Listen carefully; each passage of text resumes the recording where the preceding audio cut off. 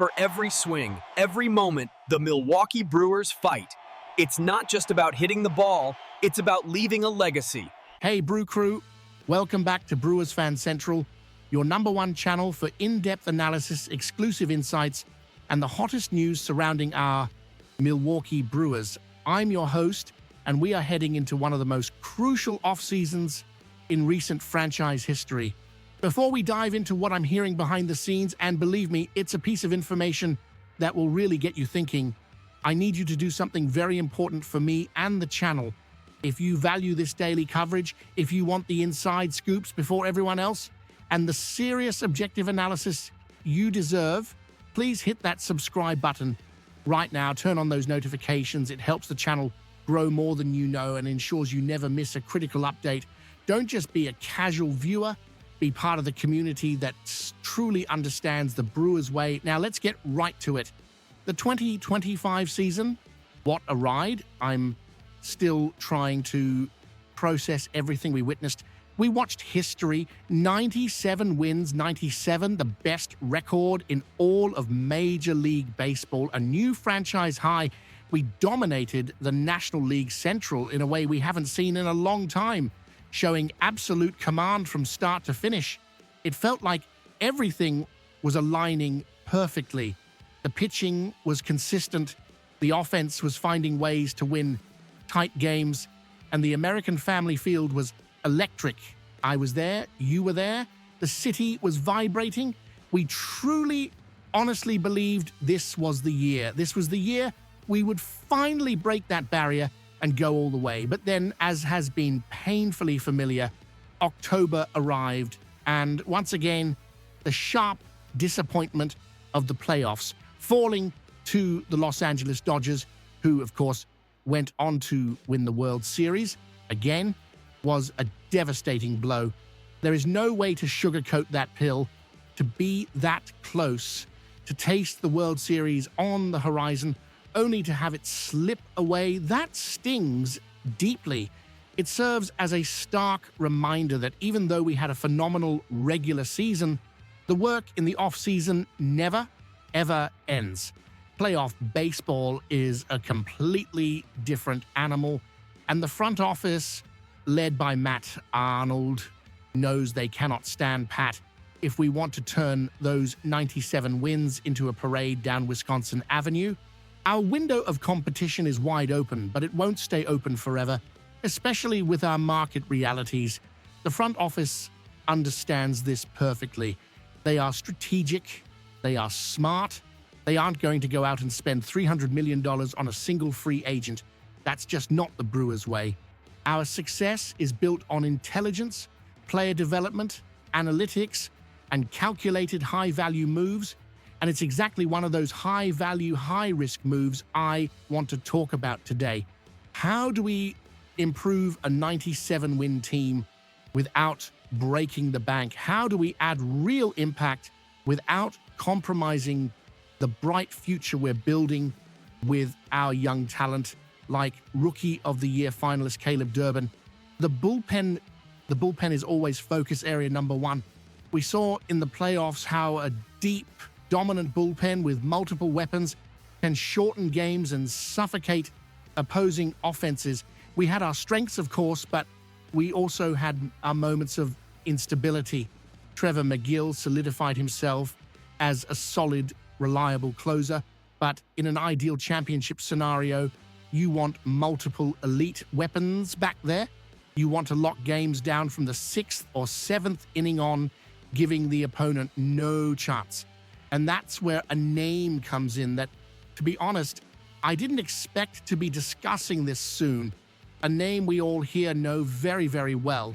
I'm hearing a lot of chatter in baseball circles, and reliable sources like Tim Britton at The Athletic are starting to put this on the public radar.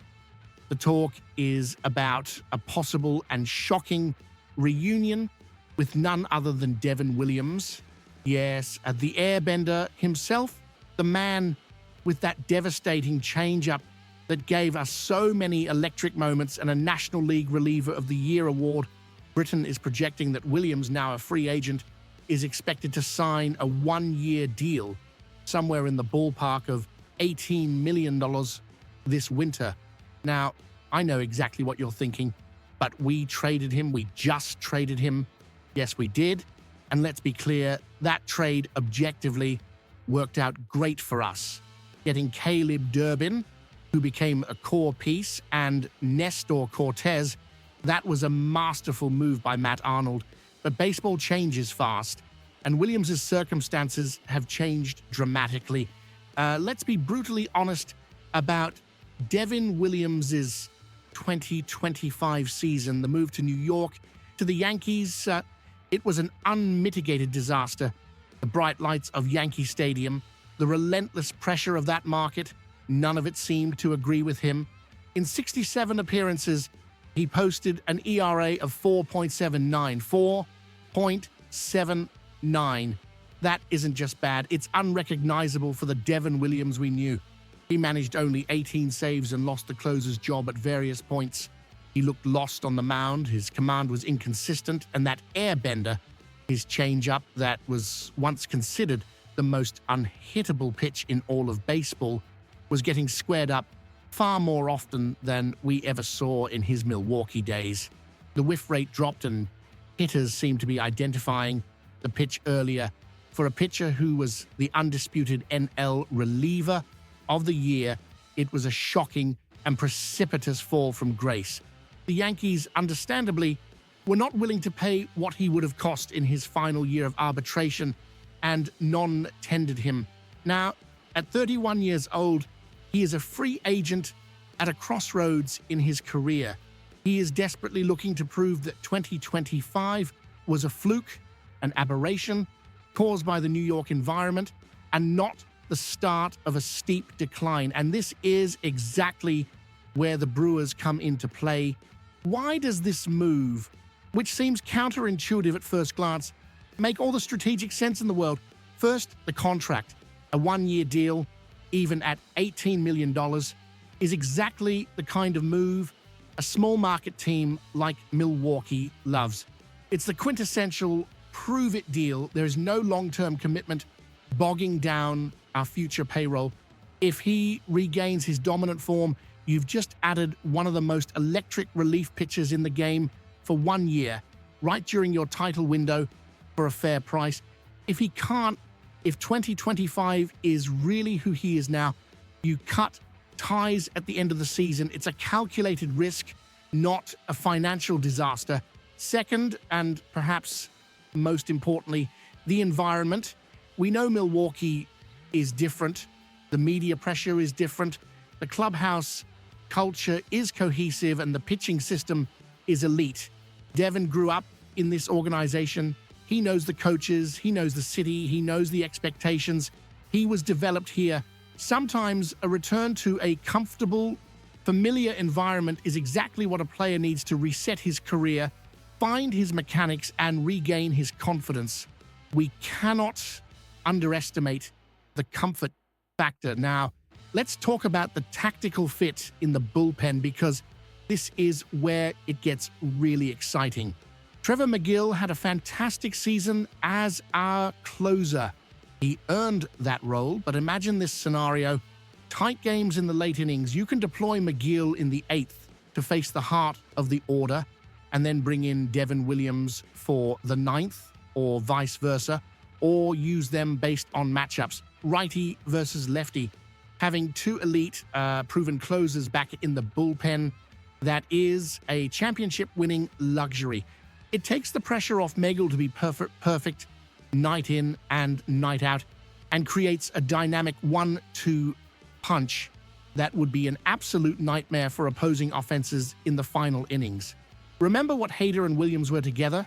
For a time, this stabilizes the entire relief unit. It allows the other talented arms we have to slot perfectly into their 6th and 7th inning roles. Furthermore, there's the intangible leadership aspect. This Brewers team is getting younger. We have an incredible core of rising talent. Having a veteran like Williams, a guy who has been to the mountaintop as the best reliever in the game, but who has also tasted failure and adversity in New York, can be invaluable to those young players. He has perspective now if he can recapture his old form. And I believe that in this environment, he has a very good chance too.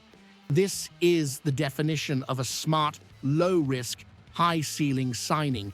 It's the kind of move that keeps Milwaukee at the top of the NL Central and puts us right back in the conversation for the NLCS, and maybe, just maybe, helps us finally capture that first World Series ring we all crave. So, my final analysis is this. Bringing Devin Williams back on a one-year, $18 million deal isn't just nostalgia, it's a brilliant strategic gamble. It's a bet on an elite talent who stumbled hard but is returning to an environment where he once thrived like no other. It is a massive, immediate upgrade to the bullpen with minimal long-term financial risk. It's exactly the kind of smart move that defines the Milwaukee Brewers, but that's just my take based on what I'm hearing and analyzing. Now, I want to hear from you, the Brew Crew. What do you think? Is bringing Devin Williams back the right move for 2026, or does that 4.79 ERA in New York scare you too much? Is the $18 million price tag worth the risk for a one-year contract? Drop your comments below. Let's debate this like the informed fans we are. And if you haven't already, subscribe to Brewers Fan Central. I bring the news and analysis as it happens. Stay tuned.